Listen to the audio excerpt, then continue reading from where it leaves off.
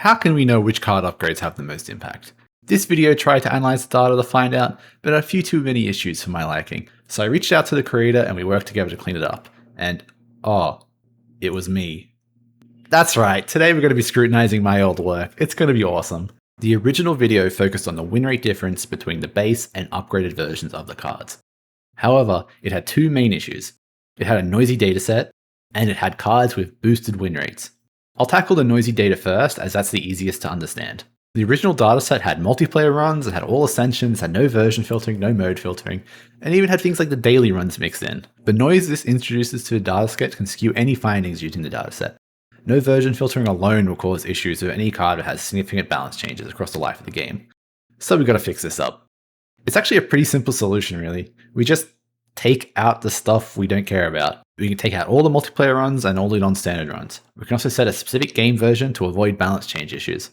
I was originally using Spire Codex's API to do this for me, shoutouts to Spire Codex, but in order to get the filtering freedom I wanted, I downloaded every run on Spire Codex and filtered them manually. And it was just a little bit more work, but well worth it. It was a lot of work. Let's see if this alone had an impact on the original video's findings. We'll just use the Ironclad's top 5 from that video as an example, but I'll have all the data in the description if you want to have a deep dive. Here's the original list, and once we limit to these conditions on screen, we get the following changes. Dark Embrace takes the top spot, Stoke, then Break, Vicious, and Burning Pact.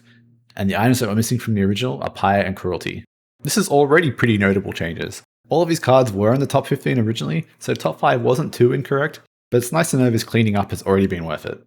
Okay, let's tackle the big one. Boosted win rates. There's two forms of win rate boosting that I'm aware of that could be increasing the win rate on bad upgrades. Firstly, there's random upgrade boosting. Random upgrades will, at best, hit every card equally. However, since you can't upgrade cards already upgraded, and players choose good upgrade cards, this ends up hitting bad cards more often than good ones.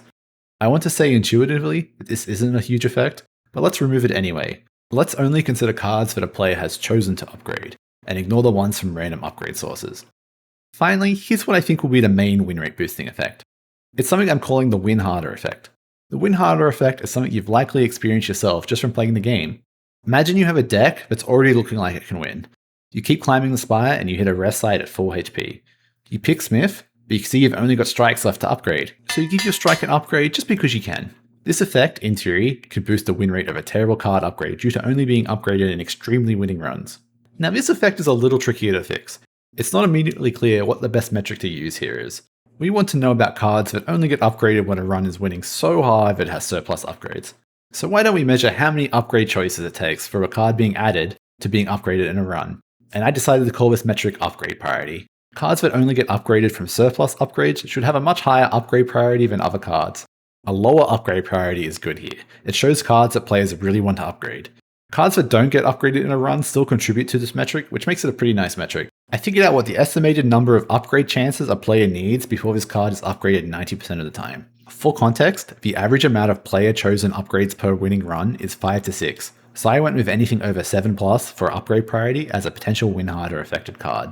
And if you look at our new top 5 cards and their scores, we get Dark Embrace with a 4.16, Stoke with a 4.27, Break with a 3.43, Vicious with a 6.42, that's kind of pushing it, and Burning Pact with a 7.39.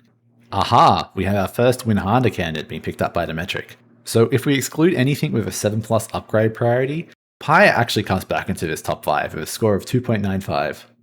Seeing the upgrade priority metric alongside the top 5 cards was enough for me to see the win harder candidates, so I stopped here. I don't think there's an unbiased way to try to combine the win rate difference and the upgrade priority metric into a final list. I'm not a statistician, but I'd love hearing about the different methods, so let me know what you would have done.